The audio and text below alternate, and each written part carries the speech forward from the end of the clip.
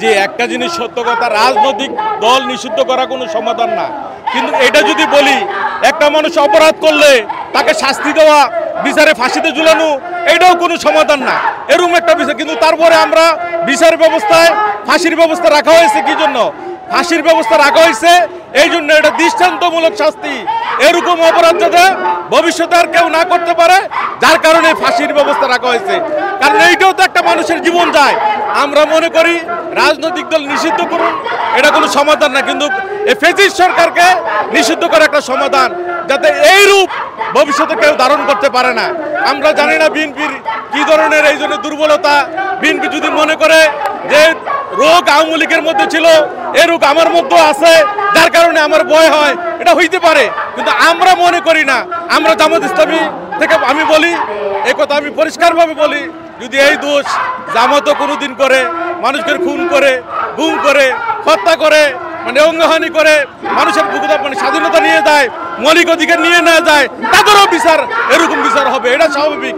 তা আমরা তো এই কথা মনে করি, দেশের মানুষ কোনো ধরনের রাজনৈতিক প্রতিহিংসা চায় না, দেশের মানুষ শান্তিতে বসবাস করতে চায়।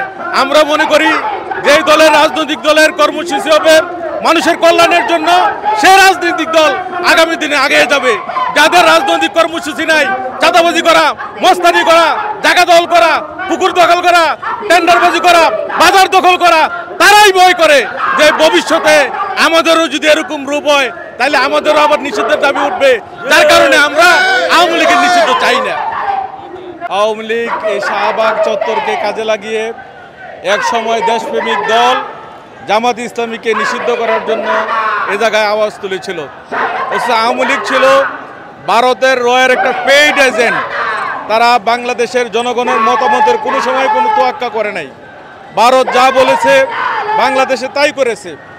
জনগণের মতামতকে উপেক্ষা করে কোনো ধরনের ভোটাধিকারকে রাখে নাই। পরপর 3টা নির্বাচন ভারতের ইশারায় এককভাবে তারা করে নিয়েছে, জনগণকে ভোট দিতে দেয় নাই। এবং যারাই প্রতিবাদ করেছে তাদেরকে খুন করেছে, গুম করেছে, হত্যা করেছে, তাদেরকে অঙ্গহানি করেছে, চিরতরের জন্য পঙ্গু করে দিয়েছে আওয়ামী লীগ। এই নীতি করে দমন নিপীড়নের মধ্য দিয়ে আওয়ামী লীগ মনে করেছিল তাদের এই রাজনীতির কাল বর্ধিত হবে, 41 সাল পর্যন্ত যাবে। কিন্তু সত্যিকার অর্থে কোনো জুলুমবাজ সরকার মানুষের উপরে জুলুম করে কোনোদিন টিকে থাকতে পারে নাই। সেটা প্রতিমান হয়েছে এই বাংলাদেশের 2024 সালের জুলাইয়ের বিপ্লবের মাধ্যমে।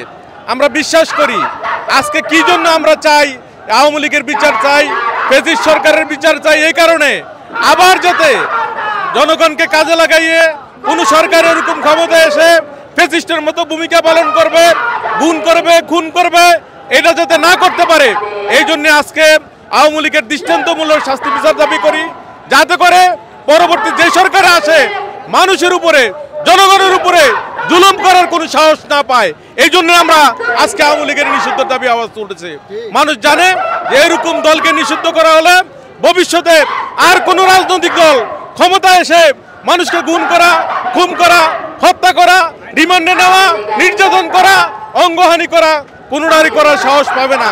এই জন্য আমরা চাই মানুষের জানমালের নিরাপত্তা চাই, মানুষ এই দেশের মানুষ সুখী শান্তিতে থাকতে চায়, সাম্প্রদায়িক নির্বিশেষে, সকল ধর্ম নির্বিশেষে ভাই ভাই হিসাবে বসবাস করতে চায়।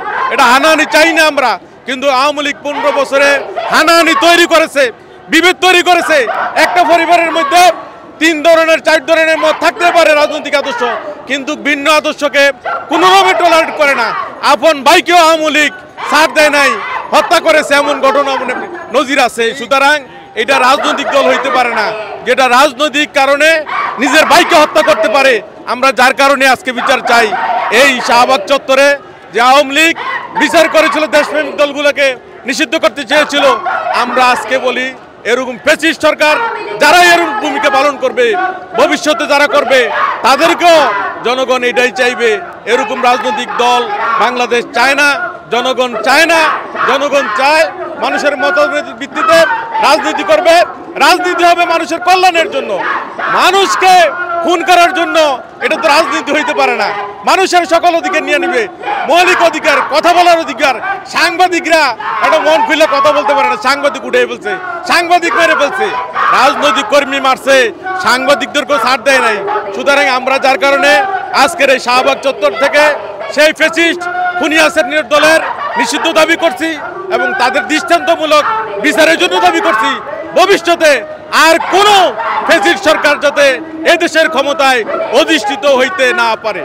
Follow us on Facebook, subscribe our YouTube channel, get the latest update on www.daily-sun.com.